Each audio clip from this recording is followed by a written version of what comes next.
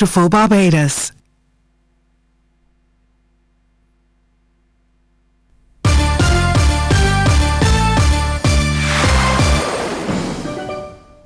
And a very good afternoon to you. I'm Lisa Lloyd with the CBC News Break. Well, some PSV owners stayed true on a threat to engage in strike action. Service was withdrawn this morning following a joint meeting between the Alliance of Owners of Public Transport and the Association of Public Transport Operators. CBC News understands that the turnout, however, was low, as there were about 30 owners out of the hundreds who attended the meeting. It's also understood that many in the sector didn't know of the strike, nor were they told about it. Spokesperson of the Joint Committee, Ingrid King, says no timeline has been given to how long these PSV owners intend to press ahead with the strike action, nor the affected routes. King says they are serious and want a different approach to public transport. Well, among the issues of concern, the fines imposed, and PSV operators want a return of the Baxter's Road route. Minister of Transport Michael Ashley says his ministry has engaged in dialogue with the sector. He tells CBC News that a planned meeting for tomorrow was postponed, and he was taken aback by the action. We've acted in utmost good faith by sending a letter to both parties, inviting them to a meeting last Tuesday, and we subsequently got a letter from the said Morris Lee and Rafa Simon asking for a postponement of the meeting, and proposing another day which the meeting is slated for this Tuesday. And that letter we sent to them, of course, stated that we have discussions on matters relevant to the industry, and also to certain conclusions that we're going to make to them. So they asked for a postponement of the meeting. We agreed to this Tuesday. So I'm a little taken back after acting in good faith that they've taken action even before seeing what will come out on Tuesday. Now, in the interim, Mr. Lashley tells CBC News the state-owned transport board will fill the void. We have some other plans in place that I know can would solve this issue if there's a deficit in relation to service. So we are not sitting down and being held to ransom. We have some other things we're going to put in place. A Barbadian was held in Guyana as he attempted to leave that country with cocaine strapped to his body. Police say the 22-year-old man was nabbed at the Eugene F. Correa International Airport around 1:15 yesterday afternoon. His identity has not yet been revealed. The drugs seen here in this photo are estimated to weigh 914 grams. They were found strapped to his legs. Well, charges are yet to be laid as police investigations continue into last Friday's murder of Kevin Brewster. A man remains in custody. 34-year-old Brewster of Arsenal Playing Field Road, Jackson, was shot in the head in the area of the Nazarene Church. He succumbed to his injuries after he was rushed to the Queen Elizabeth Hospital.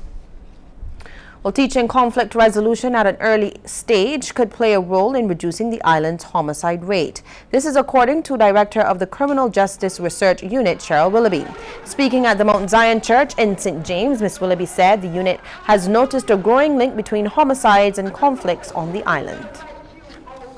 We recognize that most of the homicides in Barbados are as a result of disputes occurring among persons.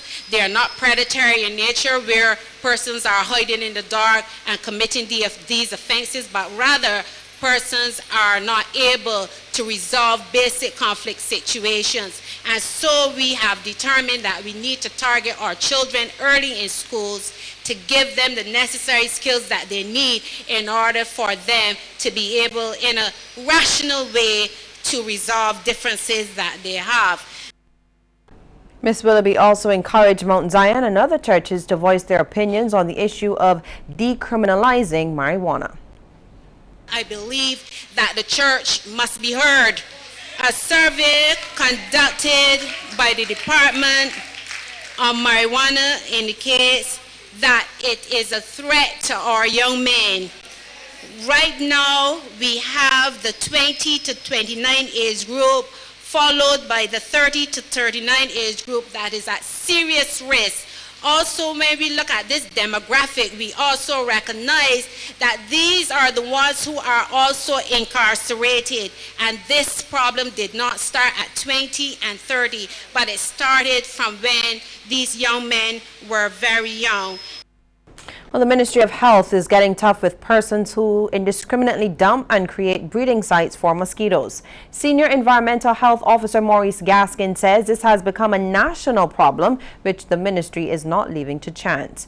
Speaking during a sensitization workshop and health lecture for the 4-H Southern Zone at Rice's in St. Philip, he said that they have already brought a number of people before the court. At present, we had about 6 persons before the law court. Two persons have been convicted between last year and the year before, and there's still about 4 cases pending before the law court. One of the pioneers of the credit union movement, John Lovell, is dead. He passed away last night. Lovell, a former educator, touched many lives, having taught at Wesley Hall Primary, the Technical Institute, which later became the Samuel Jackman Prescott Polytechnic, Roebuck Primary, and more recently Christchurch Boys School until his retirement. He was also active in the Methodist Church. Lovell was a former preacher in the Bethel Circuit, choir master, organist, and youth club leader.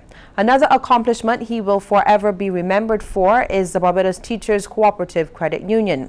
Lovell was one of the founding fathers. He was recognized for his contribution to the credit union movement, as a building which is home to that credit union has been named in his honor. The John Lovell building is located on Lower Collimer Rock. Lovell leaves to mourn his wife Dorothy Lovell and 5 children. Liat's fleet is to be boosted by the addition of 2 new ATR planes. According to Liat's acting chief executive officer, Julie Weiford Jones, the company will have 11 of those models by the end of October. She notes that despite being criticized for having difficulty in strong windy conditions, the model was the best choice due to its overall versatility. She says while the company did consider larger aircraft such as the Q400, larger models would have been a poor choice to land at some of the region's smaller runways and airports. Weiford Jones says that cautious regulatory standards put in place by the Eastern Caribbean Civil Aviation Authority were part of the reason that pilots could not land in high winds in places such as St. Vincent and the Grenadines and Dominica. Well, stay with us. We'll have regional and international news right after the break.